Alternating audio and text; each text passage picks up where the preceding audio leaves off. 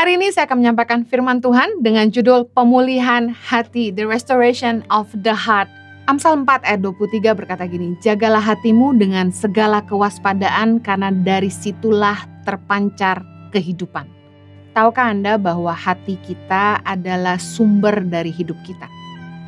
Apa yang ada di hati kita itu yang akan keluar lewat perkataan, pikiran maupun perbuatan kita. Kalau hati kita bersih, maka perkataan kita, perbuatan kita, dan pikiran kita juga bersih. Tapi kalau hati kita kotor, maka pikiran kita, perkataan kita, dan perbuatan kita kotor.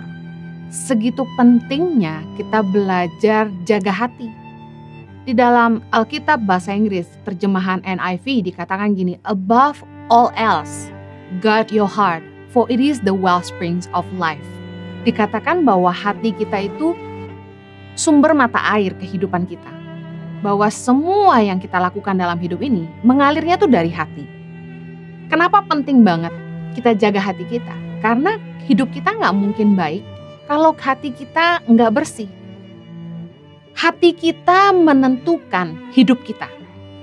Sumber dari semua yang kita lakukan dalam hidup ini adalah hati kita. Tahukah bahwa Roh Tuhan itu berdiam di hati kita. Dalam 2 Timotius 1 ayat 16 dikatakan, peliharalah harta yang indah, yang telah dipercayakannya kepada kita oleh Roh Kudus yang diam di dalam kita.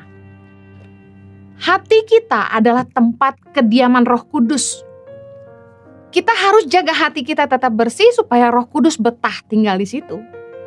Orang yang punya Roh Kudus di dalam hatinya, hidupnya akan selalu dipimpin oleh Roh Allah. Banyak kali dalam hidup ini, dalam mengambil keputusan, dalam melakukan apapun, kita butuh hikmat dari Tuhan. Kalau hati kita nggak bersih, kita nggak peka dengan pimpinan Tuhan dalam hidup kita. Matius 5 ayat 8 bilang gini, berbahagialah orang yang suci hatinya, karena mereka akan melihat Allah. Apa artinya? Orang yang hatinya bersih, yang bisa dengar pimpinan Roh Allah di dalam hatinya. Banyak kali dalam hidup ini kita nggak peka lagi dengan pimpinan Roh Tuhan. Karena hati kita nggak bersih. Apa yang mengotori hati kita? Yang mengotori hati kita adalah ini. Efesus 4 ayat 30. Dan janganlah kamu mendukakan Roh Kudus Allah yang telah memeteraikan kamu menjelang hari penyelamatan. Ayat 31. Segala kepahitan, kegeraman, kemarahan, pertikaian, dan fitnah hendaklah dibuang dari antara kamu. Demikian pula segala kejahatan. Firman Tuhan katakan jangan mendukakan Roh Kudus. Roh Kudus berdiam di batin kita. Dan segala kepahitan, kegeraman, kemarahan, pertikaian, dan fitnah, itu yang mengotori hati kita. Markus 7 ayat 21, Yesus mengajarkan bahwa dari dalam hati orang, timbul segala pikiran jahat, percabulan, pencurian, pembunuhan, perzinahan, keserakahan, kejahatan, kelicikan, hawa nafsu, iri hati, hujat, kesombongan, kebebalan, semua hal-hal jahat ini timbul dari dalam dan menajiskan orang. Siapapun Anda, saya dan Anda harus jaga hati kita. Karena dari dalam hati kita, Yesus bilang, muncul segala hal-hal jahat ini, karena itu kita harus jaga. Enggak ada seorang pun yang kebal dengan hal-hal yang jahat, karena kecenderungan hati manusia itu membuahkan kejahatan. Kenapa kita perlu banget jaga hati kita? Supaya kita tetap peka akan pimpinan Tuhan dalam hidup kita. Kita udah gak peka lagi kalau kita mulai mengotori hati kita dengan dosa, dengan perkara-perkara yang najis, perkara-perkara yang membuat Roh Kudus gak betah tinggal di hati kita. Karena kalau kita percaya bahwa Roh Kudus diam di hati kita, kalau kita percaya bahwa Tuhan memenuhi kita dengan Roh-Nya, harusnya kita hidup dipimpin oleh Roh Allah. Roma 8 ayat 9 bilang gini, tetapi kamu tidak hidup dalam daging, melainkan dalam roh, jika memang roh Allah diam di dalam kamu. Tetapi jika orang tidak memiliki roh Kristus, ia bukan milik Kristus. Tanda orang dipimpin oleh Roh Kudus adalah dia tidak lagi hidup di dalam daging. Tapi kalau ada orang yang bolak-balik jatuh dalam dosa, hidup ngikutin hawa nafsu, selalu hidup dalam keserakahan, pertikaian, orang ini gak hidup dipimpin roh Allah. Yang sering diperdebatkan bahwa tanda orang penuh Roh Kudus adalah berbahasa roh. Padahal yang lebih esensi adalah buah dari pekerjaan Roh Kudus di dalam hidup kita.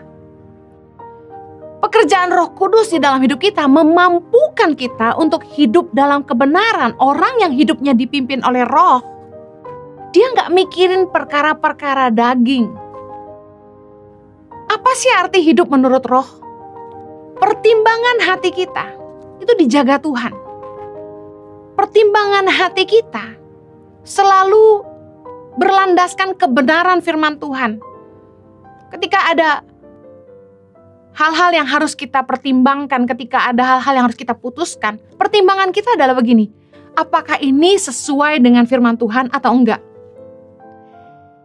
Hidup menurut roh adalah gini, kita selalu menyadari kehadiran Tuhan dalam hidup kita sehingga kita hidup takut akan Dia. Aneh banget banyak orang Kristen yang kalau hari Minggu rajin ke gereja, tetapi Senin sampai Sabtu dia lupa sama Tuhan. Tuhan ditinggalin di gereja aja. Tuhan baik-baik ya di gereja sampai hari Minggu. Kita seringkali nggak menyadari kehadiran Tuhan. Awareness of His presence is the work of the Holy Spirit. Bahwa Roh Kudus di dalam batin kita selalu mengingatkan kita bahwa Tuhan itu melihat semua yang kita buat. Nah anehnya, orang cuma berbuat benar kalau mereka dikelilingi orang-orang yang mereka tahu akan menghakimi mereka kalau mereka gak benar. Padahal harusnya gini, ada gak ada orang kita sadar bahwa Tuhan lihat semua yang kita buat. Awareness of His presence, kesadaran akan hadirat Tuhan adalah pekerjaan Roh Kudus dalam hati kita. Kita selalu diingatkan bahwa Tuhan lihat. Ibarat seperti rumah ada CCTV. Di kantor kami ada CCTV. Saya yakin sejak ada CCTV, semua staf jadi lebih serius dan gak aneh-aneh gitu ya. Karena sadar bahwa ada yang lihat di balik CCTV itu. Harusnya kalau kita itu punya roh Allah dalam hidup kita, kita menyadari bahwa Tuhan juga mengawasi hidup kita. Orang yang hidup menurut roh, dia selalu memastikan hidupnya berkenan kepada Tuhan. Kita nggak berbuat dosa, bukan karena kita takut masuk neraka, tapi kita nggak mau berbuat dosa karena kita nggak mau melukai hati Allah. Kalau orang hidup menurut roh, dia akan menyangkal dagingnya. Dagingnya tetap ada. Pikiran jahat tetap masuk. Istri yang sudah bersuami, perempuan yang sudah bersuami, apakah tidak bisa melihat pria lain lebih tampan dari suaminya? Lebih menarik, lebih baik? Pasti bisa. Pikiran jahat apakah tidak ada? Pasti ada. Tetapi orang yang hidup menurut roh menyangkal dagingnya.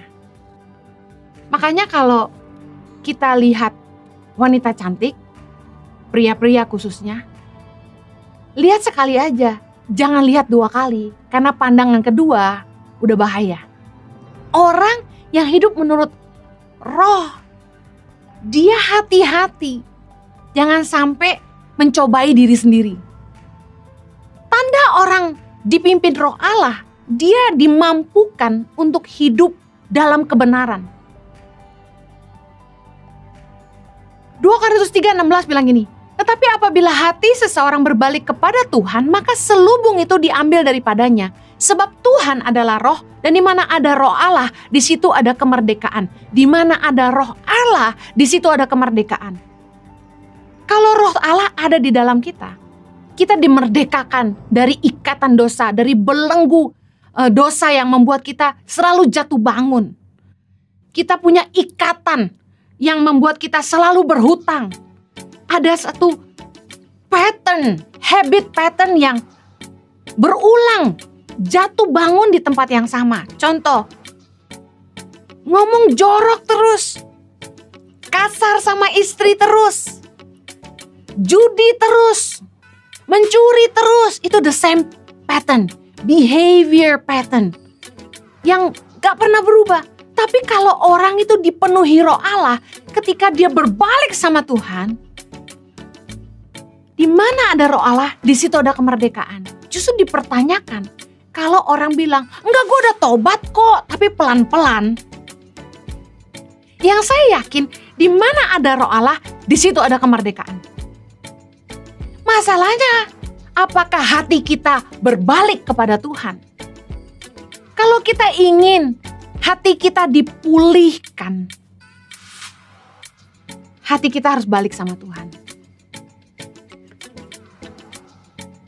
Bersyukur karena pekerjaan Roh Kudus. Kita selalu diingatkan akan kebenaran. Roma 6 ayat 17 bilang ini, tapi syukurlah kepada Allah, dahulu memang kamu hamba dosa, tetapi sekarang kamu dengan segenap hati telah mentaati pengajaran yang telah diteruskan kepadamu. Godaan di hidup kita, godaan daging untuk hidup dalam hawa nafsu dan dosa selalu ada. Godaan serakah tetap ada. Tetapi bersyukur, Roh Allah memampukan kita untuk melakukan kebenaran, memilih untuk taat sama Tuhan. Pekerjaan Roh Kudus itu memerdekakan kita dan membuat kita lahir baru. Ada istilah lahir baru dalam kekristenan, yaitu ketika seseorang dijamah oleh Roh Kudus, mata hatinya terbuka. Dia menyadari hidupnya dalam dosa dan dia ingin berbalik dan hidup sungguh-sungguh ikut Tuhan. 1 Korintus 12 ayat 3 berkata, karena itu aku mau meyakinkan kamu bahwa tidak ada seorang pun yang berkata-kata oleh roh Allah dapat berkata terkutuklah Yesus. Dan tidak ada seorang pun yang dapat mengaku Yesus adalah Tuhan selain oleh Roh Kudus. Kalau ada orang bisa terima Yesus sebagai Tuhan dan Juru Selamat adalah pekerjaan Roh Kudus. Bagaimana kita jaga hati kita dan pastikan hati kita pulih supaya kita tetap peka dengan pimpinan Roh Allah. Karena kita sadari hati kita gak selalu bersih. Kita harus selalu terus datang sama Tuhan. Minta Tuhan memulihkan hati kita. Makanya kita harus berbalik kepada Tuhan. Itu awal yang pertama. Tapi kemudian bagaimana kita jaga hati kita untuk tetap bersih. Supaya kita peka sama pimpinan Tuhan. Supaya kita dimampukan untuk hidup dalam kebenaran. Kita sendiri harus punya komitmen untuk berhenti mengotori hati kita. Ada orang yang dia bilang gini, doakan saya supaya saya bertobat. Saya mau kasih tahu, mau didoakan oleh hamba Tuhan secanggih apapun, mau didoakan oleh hamba Tuhan sebesar apapun, orang gak akan bertobat kecuali dia ngambil keputusan untuk berbalik dari jalan-jalannya yang jahat. Bertobat itu butuh kesungguhan hati. Berubah itu butuh komitmen. Gak bisa ngandalin didoain doang. Anda pengen diludahin, didoain, dipukulin, gak akan ngerubah kalau hatimu sendiri gak mau berbalik sama Tuhan. Kita harus ngambil komitmen, berhenti mengotori hati. Contoh, udah dibersihin hatinya sama Tuhan. Tuhan udah pulihin, tapi dikotorin lagi. Keputusan siapa? Kita punya kehendak bebas. Ayo buang semua yang kotor dan jahat. Yakobus 1 ayat 21. Sebab itu buanglah segala sesuatu yang kotor dan kejahatan yang begitu banyak itu. Dengar baik, kita harus ngambil keputusan untuk berhenti ngotorin hati kita. Berhenti melakukan apa yang jahat di mata Allah. Tinggalin dosa dan hidup kita yang lama. Ada yang bilang sama saya, Bu Heni, saya pengen berhenti selingkuh. Gimana caranya? Saya bilang gini, delete kontak selingkuhanmu. Blok, unfollow IG-nya. Jangan cari tahu lagi tentang dia. Aduh, dia tahu rumah saya di mana, pindah rumah.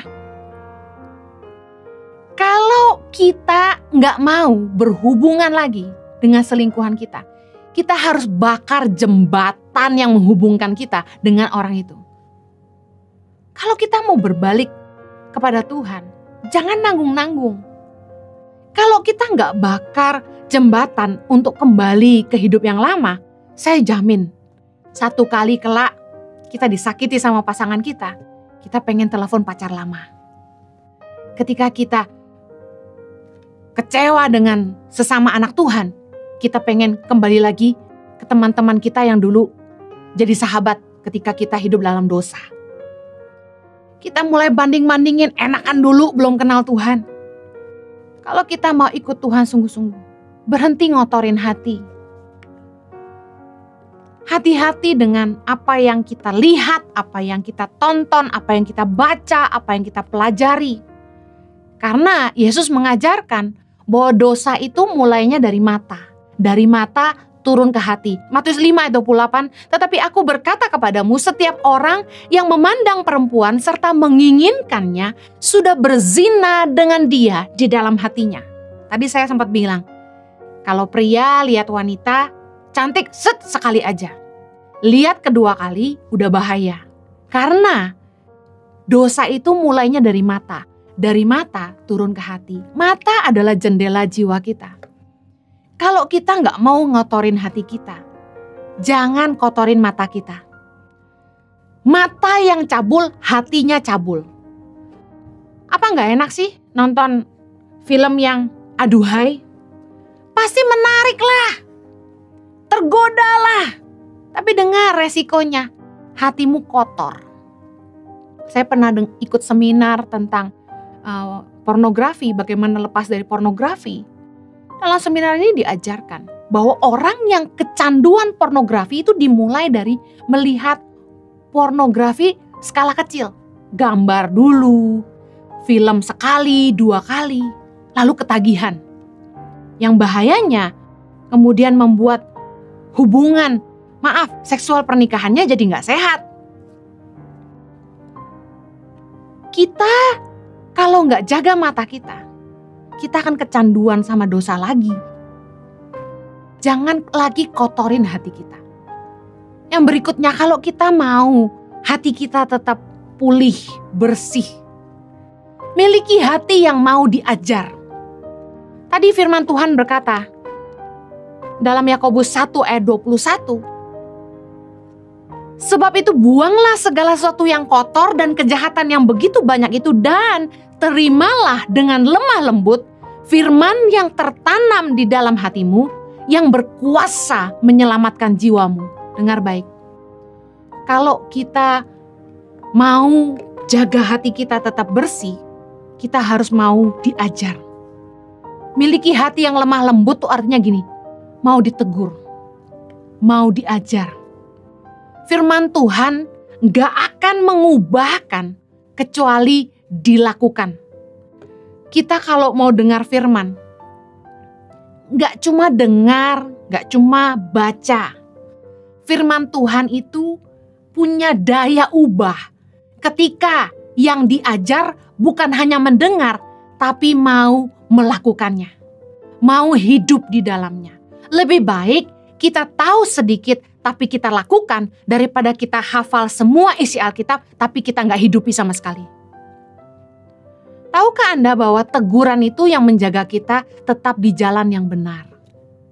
Contoh, orang kalau nggak jatuh sakit, biasanya nggak jaga kesehatan. Nggak ada takutnya sama penyakit, makan apa saja, malas olahraga. Sedang pandemi gak mau pakai masker, malas cuci tangan. Disuruh jangan kumpul-kumpul, masih kumpul-kumpul. Yang nikah juga gak mau kalah, tetap pesta, berusaha mewah, undang orang banyak-banyak. Dengar baik, jangan sampai kita kena COVID baru kita ngerti sakit. Miliki hati yang mau diajar. Teguran itu menjaga kita di jalan yang benar. Amsal 10:17 bilang gini, siapa mengindahkan didikan menuju jalan kehidupan. Tetapi siapa mengabaikan teguran tersesat. Kadang kita gak sadar ketika hati kita tuh udah mulai sesat. Hati kita itu sudah mulai gak lurus lagi, udah gak bersih. Makanya kita butuh baca firman Tuhan, karena ketika kita baca firman, kita ditegur oleh firman. Nah, kita perlu diajar firman Tuhan supaya pertimbangan hati kita selalu kebenaran dan takut akan Tuhan, bukan untuk mencari pembenaran. Orang Kristen kalau dengar firman yang menyukakan hatinya, teriak amin kencang-kencang. Tapi kalau firman Tuhan yang disampaikan menyinggung perasaannya, langsung marah, komen keras. Padahal yang diajarkan kebenaran firman, tapi susah terima, pilih ayat yang sesuai dengan hati. 2 Timotius 4:3 bilang gini, karena akan datang waktunya orang tidak dapat lagi menerima ajaran sehat, tetapi mereka akan mengumpulkan guru-guru menurut kehendaknya untuk memuaskan keinginan telinganya. Heran saya, waktu saya khotbah, yang saya khotbahin tuh firman Allah. Tapi orang yang baca gak terima. Kok khotbahnya kayak begitu? Saya bingung, kok firman Tuhan dilawan. Mending kalau misalnya saya ubah kata-katanya, atau saya ngajarin gak sesuai ayatnya. Ini diajarin sesuai ayatnya, masih suka marah-marah. Jangan pilih ayat yang menyukakan telinga kita, yang menyenangkan hati kita. Giliran dibilang berkat, aminnya kencang-kencang. Tapi giliran diajarin, semua marah-marah. Dengar baik, kalau kita mau hati kita bersih, kita harus mau diajar firman Tuhan. Yang terakhir, bagaimana hati kita bersih? Jangan simpan akar pahit. Ada yang bertanya kepada saya, Bu Heni, gimana sih kunci pemulihan hati? Saya terluka sama suami, sama teman, sama keluarga. Saya mau bilang gini, kunci pemulihan hati kita adalah mengampuni. Ibrani 12:15, jagalah supaya jangan ada seorang pun menjauhkan diri dari kasih karunia Allah, agar jangan tumbuh akar yang pahit, yang menimbulkan kerusuhan dan yang mencemarkan banyak orang. Jangan tumbuh akar yang pahit, karena orang yang pahit itu menimbulkan kerusuhan dan kemudian mencemarkan banyak orang. Lihat, orang yang suka jelek-jelekin orang lain, itu biasanya hatinya pahit. Saya percaya gini, pekerjaan Roh Kudus dalam hati kita adalah membuat kita merasakan kasih Allah. Dia memenuhi kita dengan kasih-Nya setiap hari, yang memampukan kita untuk mengasihi semua orang, termasuk mereka yang bersalah kepada kita. Mari belajar dari Yesus. Lukas 23:34, Yesus berkata, ya Bapa, ampunilah mereka, sebab mereka tidak tahu apa yang mereka perbuat. Bayangkan, Yesus mengajarkan kita di akhir hidupnya, di bumi sebagai manusia. Ujian yang dihadapi Yesus adalah pengampunan. Di atas kayu salib, Yesus melepaskan doa bagi orang-orang yang bersalah. Bagaimana kita bisa ngampuni? Sadari bahwa kita sendiri bisa bikin salah. Orang lain tidak terlepas dari salah. Kalau kita pun bisa bikin salah. Dan ketika kita salah, kita ingin diampuni. Ampunilah orang lain yang bersalah. Jangan pernah merasa benar. Karena orang yang merasa benar yang akan selalu menghakimi orang lain. Jangan simpan akar pahit. Orang yang simpan kepahitan gak akan bahagia hidupnya. Saya hidupnya enteng, kenapa? Karena gak nyimpan dendam sama siapapun. Saya berusaha ngampuni semua orang yang bersalah kepada saya. Saya doakan mereka, saya berkati mereka di dalam doa. Berkati musuhmu, kata firman Tuhan. Berdoalah bagi mereka yang mengutuk kamu. Kita harus belajar melakukan firman Tuhan. Jangan simpan kebencian, gak ada gunanya, rugi buat kita sendiri. Kalau Anda ingin pulih, ampuni semua orang yang bersalah kepada kita. Jangan simpan luka, jangan simpan dosa orang lain. Bukan bagian kita untuk menghakimi mereka. Biarlah setiap orang berurusan dengan Tuhan saja. Saya berdoa agar Anda dipulihkan dan roh Tuhan memerdekakan Anda. Mari kita berdoa.